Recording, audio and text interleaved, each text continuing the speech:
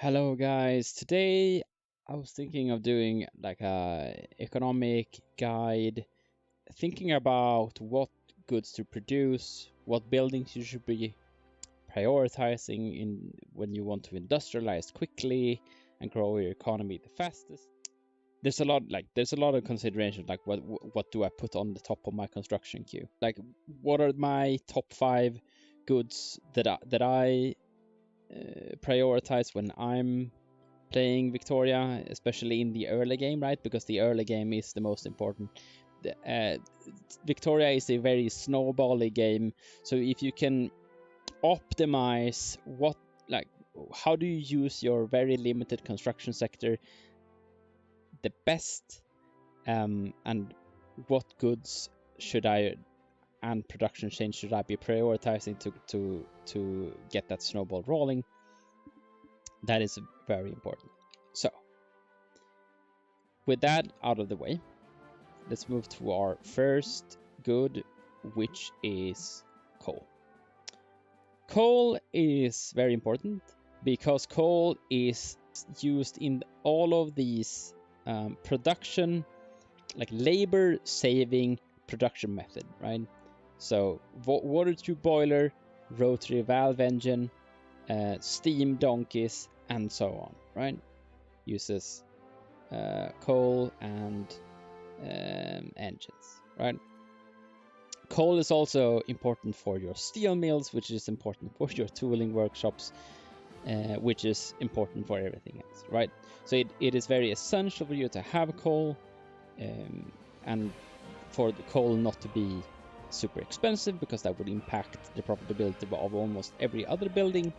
And since, the changes with local prices, there is an absolute must that coal and iron and logging camps, to be honest, but coal, iron mines, and logging is in the same state. When you choose a state like this is the state I'm going to use to industrialize, that is the state you want to be building in, because local prices are so important. You can do it with a like in Russia, right? You have a lot of resources in the Urals, and you can industrialize Moscow. Absolutely need coal mines and iron mines and logging camps to be in the same state. If you can have other goods in that state, that is just even better, right? Because, for example, lead goes into your glass, it goes into your small arms factories and whatnot. So if you can have one of those, what we call a rainbow state, that is the best. But the most important is that coal and iron and logging camps are in the same state. Next up is, on a similar vein, is sulfur. Sulfur is a good thing to produce because it is so horrendously efficient. In terms of, it costs 400 construction to build. A factory costs 600 construction to build, for example. And it is not only does it use tools, which is something you want to be constructing a lot of building tall anyway. It also it is very good at producing a lot of sulfur for what it costs to construct. So you will get a lot of sulfur for very few sulfur mines. And sulfur, it is decently expensive. So you can use this as like a money printer, essentially. If you can keep the sulfur price high, that is essential. If you cannot keep the sulfur price high, which is very hard to do because you will be producing so much sulfur, and there isn't much outlet for sulfur. There isn't that many buildings that use sulfur. It's fertilizer, explosives, dyes. But if you can keep the sulfur price high, for example by exporting it, actually, then sulfur mines are a very efficient building. It is like on par with gold mines in terms of, if you can keep that sulfur price high on a per construction basis, sulfur mines is amazing. That's why I generally tend to look for sulfur mines are not that common either. Make sure that I have a sulfur mine. If I don't have a sulfur mine, I tend to look for conquering targets so I can get one. You know, the sulfur mines in Sicily mainly is the best sulfur mine in the game. It has this 20% throughput bonus, and you can build 100 of them. So Sicily is a prime target for conquering. You have sulfur mines in Central Europe and whatnot as well. If you have them, try to build them, try to export it, try to find somewhere to use it in fertilizer plants, use it in explosive factories when the technology becomes available, and try to keep that sulfur price high, because it is so very good as on a per construction, very efficient building. Iron is so important for your construction that it even though it isn't the most amazing good to produce and export, for example, it is so essential that you have iron in your that you have a high iron in your market, because when you switch over to iron frame buildings, construction is going to become very expensive, and you want to keep that price down as much as possible in order for you to be able to construct as much as and as cheaply as possible. All mines are decently efficient, only decently, but as in the iron mines are more efficient than most factories are on most production methods, unless we're talking about the very extreme late game, right? If you're going to be on iron frame buildings soon, or if you are on iron frame buildings already, you absolutely need to be constructing iron mines. You need to keep iron mines at a decently, at least at base price or around there, to make sure that you are not overpaying for construction an awful lot. Not a big surprise maybe, but that it's important to remember. Next up is sawmills. I'm saying sawmills because logging camps as a building, right, used on simple forestry is a horrible building. Not horrible, but it is pretty bad. The efficiency is bad. It is owned by shopkeepers, which is petty bourgeoisie, so it doesn't help you in getting a more like industrial focused political landscape, for example. But sawmills is one of those buildings that comes, it is very early in the tech tree, and the level of efficiency that you get in terms of, on a per construction basis, how much am I adding to my economy, right? If logging is at base price, which is it's always going to be, by the way, because you're using lumber to construct, so the logging will always be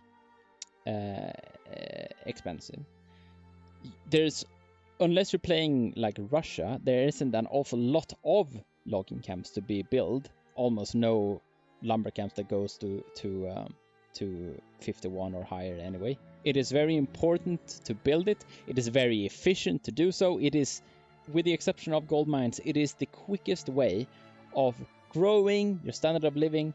It is the quickest way of growing your economy, and it's also the quickest way of making sure that capitalists and the industrialists get more power on the political scene, because it changes from shopkeepers to being capitalist owned on sawmills. And it only takes 200 construction to build. Obviously I can't show you because it's maxed out, but it only takes 200 construction to build. So that's half what a mine is. It is a quarter. No, sorry. It is a third of what a factory is. It is a quarter of what a steel mill needs to be constructed, for example. So sawmills you will not find a better building in terms of how quickly can I add value to my economy in terms of return on investment. You will not find a building similar to sawmills until the late game, when oil and rubber and stuff come available, then somewhere you will find more efficient buildings. But until then, sawmills reign supreme, really. What I do in almost all of my games, I just look, do I have sawmills? Unless then if I don't have sawmills, I am going to take the technology so that arrives me to sawmills, and then I just construct as much of them as I can. And finally, we arrive to the last one. It's not a surprise maybe, but it is important to remember. It's gold mines. Gold mines is not only a great thing to be building because it gives standard of living, it gives wages, increases your tax income, and gives like salaries to your population. What makes gold mines unique is that they give you minting directly, as in they give money directly to the treasury rather than going through like taxing pops. What this means is that you will just be getting a flat amount of money instead of like your pop being taxed, and that is removing that is worsening the life for them. It is like extracting money from your economy that could be based on consumer goods and whatnot, which is good for your factories. Gold mines just gives you free money directly inserted into your bank account, and it doesn't lower anyone's living standard or whatnot. It is just free money, which you can use however you like, preferably on more construction, obviously. But it is so good because it bypasses that whole like taxation thing. So it gives you a lot of money. It grows your economy. It gives you so much money to be used in construction, which further the mentioned snowball. The only drawback of gold, obviously, because it is very rare. It is found in a select few states in the game. Think of it like, if you have gold mines, there is a very, very, very rare case that if you have a gold mine, you shouldn't be building it immediately. The case can be made for maybe a couple of sawmills before you go into the gold mines, right? But other than that, just if you have gold mines, be sure to construct them.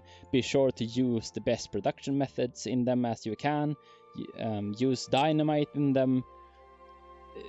They will become so very good for you when they are constructed that it's almost ridiculous. You should also be actively on the lookout for gold mines when it comes to do I have conquering targets? Do I have colonization targets? Transvaal is obviously one of the best states in the game. It has one of the most discoverable gold in the entire game. And it's easy, like you can be a very weak nation, you can pick this state up from essentially everywhere. You have more gold mines in next door. So generally I tend to go for this part of Southern Africa in almost all of my games, because the amount of gold mines and the amount of minting it gives you, it is simply ridiculous. California has some good gold mines. South America has some good gold mines. I think Russia also have a few gold mines in Siberia. But other than that, it is very. I think Europe has one or two states with gold, which has very little gold in them. So be on the lookout. Like, is there a gold mine here, and can I capture it? And if I have gold, just construct those gold mines almost before anything else. That makes it, guys, a couple of honorable mentions. We have Opium. It's not something you should be focusing on building because it gives political power to your landowners and whatnot.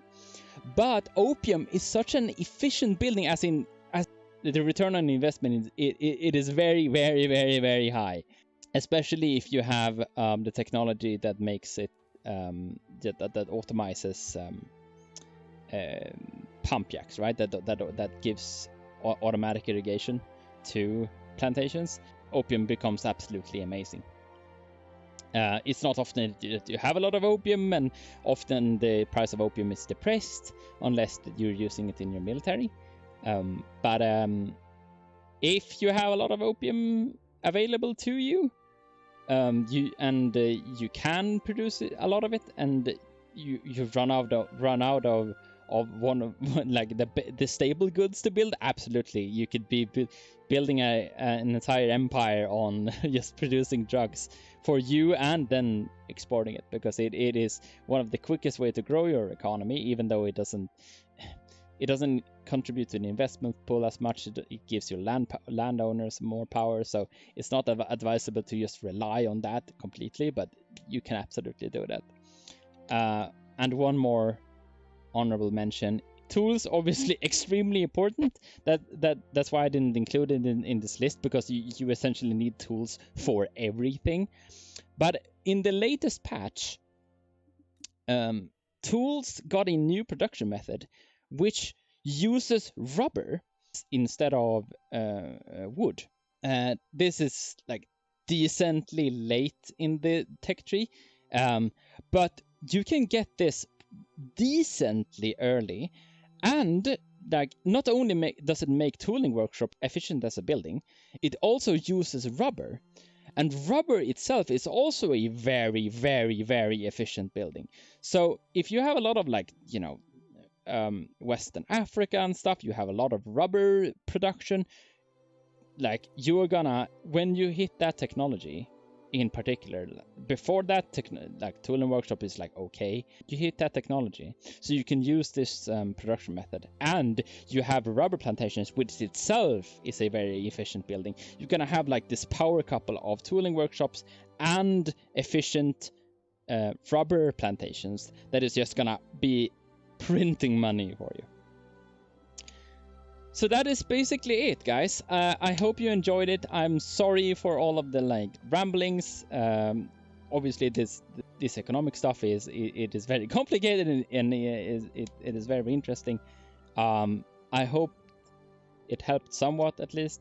If you guys want me to do more of these goods, I can do a tier list for all of them. If that isn't, doesn't bore you out of your mind.